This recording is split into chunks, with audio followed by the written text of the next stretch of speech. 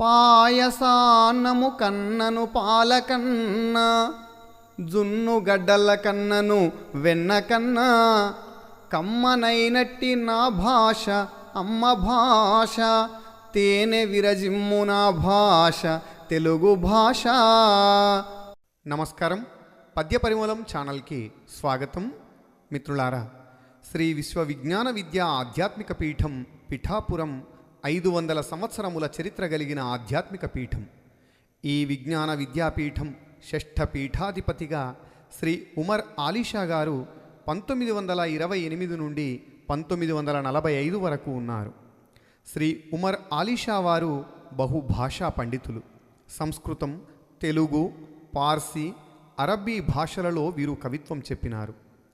వీరు రాయని తెలుగు సాహితీ ప్రక్రియ లేదు అంటే అతిశయోక్తి కాదు మిత్రులారా. నాటకం, నవల, పద్య కావ్యాలు, కథలు, కవితలు, గేయాలు, పద్య శతకాలు సుమారు 50 వరకు కలవు. ఇవి వారణాసిలోని జంగంవారి మఠం పురాతన గ్రంథాలయంలోను, లండన్ మహానగరంలోని బ్రిటిష్ మహాగ్రంథ భాండాగారంలోనూ లభ్యమవుతున్నాయి. వీరి మునిమనవడు డాక్టర్ శ్రీ ఉమర్ ఆలీషా గారు నవమ పీఠాధిపతిగా నేడు వారి సాహిత్యాన్ని ఉమర్ ఆలీషా గ్రంథమండలి పేరున ముద్రితం చేస్తున్నారు. అంతేకాకుండా ఈ సాహిత్యాన్ని దృశ్య శ్రవణ మాధ్యమాల ద్వారా ప్రచారం చేస్తున్నారు. అందులో భాగంగా పద్య పరిమళం ఛానల్ ద్వారా ఉమర్ ఆలీషా గారి సాహిత్యాన్ని తెలుగు భాషాభిమానులకు అందించుటకు అనుమతి ఇచ్చినందుకు వారికి ప్రత్యేక కృతజ్ఞతాభివందనములు తెలియజేసుకుంటున్నాను. ఇప్పుడు ఉమర్ ఆలీషా గారి చక్కని పద్యాలను విందాం. ఇది అనంత ప్రభాభాసము, ఇది త్రిలోక పూజితంబు, చరాచర భూతకోటి నెనసి నడిపించి తోడై ఇప్సితార్థ సిద్ధి గలిగించునట్టి జేజేల వెలుగు జిలుగు రత్నాల తలుకులు గలుగు వెలుగు, వెలుగులకు వన్నె పెట్టు వెన్నెల వెలుగు.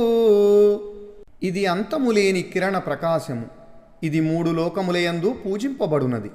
చరాచర భూతకోటి యందు వ్యాపించి తోడుగా ఉండి నడిపించి కోరిన కోరికలను నెరవేర్చు దేవతా వెలుగు, కాంతినిచ్చు రత్నాల తలుపులు గల వెలుగు, వెలుగులకు కాంతినిచ్చు వెన్నెల వెలుగు. ప్రేమచే బద్ధమగునీ పవిత్ర కాంతి, తపసుచే రూఢమైన ఈ ధవళ దీప్తికి ఏది అవరోధము, ఏది మాయింపగలదు, ఏది చీకటి, ఏది నిర్జింపగలదు. ప్రేమచే బంధింపబడు ఈ పవిత్ర కాంతికి, తపస్సుచే నిశ్చయమైన ఈ తెల్లని నిర్మల కాంతికి ఏది అడ్డు, ఏది దీనిని మాయింపగలదు? ఇంత కాంతిలో ఇంక చీకటి ఏది? ఏది ఈ వెలుగును జయింపగలదు?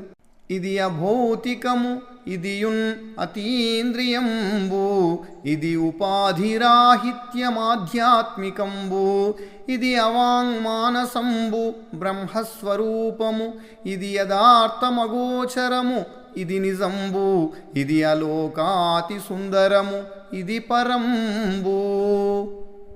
ఇది పంచభూత సంబంధమైనది కాదు, ఇది ఇంద్రియములకు గోచరము కానిది, ఇది మాయ లేనిది, ఇది ఆత్మ సంబంధమైనది, ఇది మనస్సుకు మాటలకు అందనిది, ఇది బ్రహ్మస్వరూపము, శాశ్వతము, కంటికి కనిపించనిది, ఇది సత్యము, జగత్తులోనున్న అన్నిటికన్నా అందమైనది, ఇది బ్రహ్మము, ఇది ఏ మోక్షము.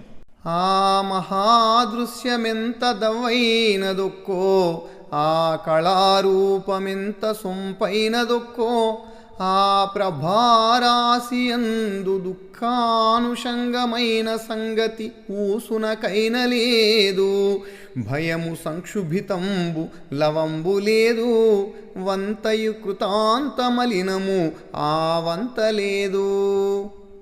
ఆ గొప్ప దృశ్యము ఎంత లోతైనదో, ఆ కళారూపము ఎంత సుందరమైనదో, ఆ తేజోరాశియందు దుఃఖ సంబంధమైన సంగతి మాట వరుసకైనా లేదు, కొంచెమైనా భయము వ్యాకులత లేదు, మనోదుఃఖము పాపము చేత మలినమైనది ఆవంత కూడా లేదు. సాంద్ర విభ్రమ మాయా ప్రసక్త సక్త బంధరహితంబు విజ్ఞాన బంధురంబు అనుపమానంబు ఆనందమవ్యయంబు ద్వంద్వరహితంబు దగ్ధ జవంజవంబునైన దీని విమర్శించి దీని లోతు దీసి శూన్యంబులోనున్న దీని దగున్ అగాధగాధను వివరింపగలుగుటెటులా దీని మీ ముందు తెచ్చి బంధించుటెటులా దీని మీ కర్దమట్లు బోధించుటెటులా.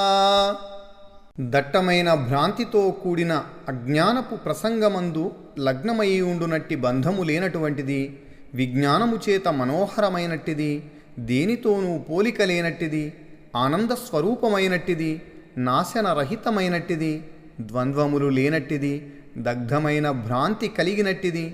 దీనిని పరిశీలించి దీని లోతు తీసి శూన్యములోనున్న గ్రహింప శక్యము కాని దీని చరిత్రను ఎట్లా వివరింపగలను? దీనిని మీ ముందుకు తెచ్చి బంధించడం ఎలా? దీనిని మీకు అర్థమయ్యేటట్లుగా చెప్పడం ఎలా? గాలినెవరేని మూటగా గట్టిరేని వెలుతురెవరేని గాదెలో వేసిరేని కాలవాహినికిని గట్టు కట్టిరేని సాంధ్యరాగాల నుడి బట్టజాలిరేని మెరపు తళుకులు దోసిల్ల నిరపిరేని వారికేమైన ఇది చెప్పవచ్చునేమో వారికేమైననిది చూపవచ్చునేమో.